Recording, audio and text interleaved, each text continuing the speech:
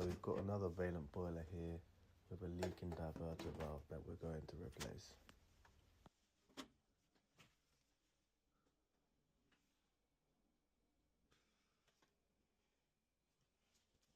So I'll start by draining down the boiler.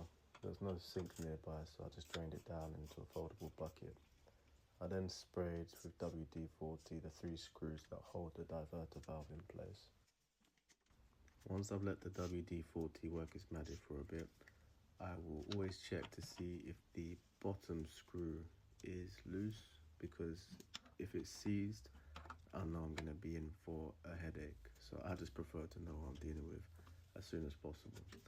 But yeah, once I've loosened all the screws, loosened the 2 return nuts underneath the boiler, remove the punt clip and the clip securing the pipe inside the boiler, you should be able to just wiggle the diverter valve out like so.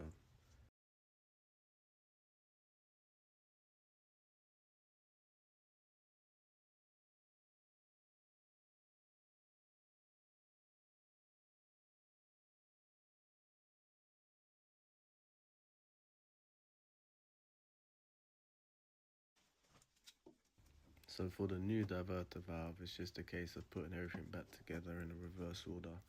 You want to replace all of the washers and the rubber O-rings, and especially the fiber washer that connects the return pipe to the boiler, because every time I've forgotten to do this, it has leaked. So yeah, it's always a good idea just to swap it out whilst the boiler's drained down.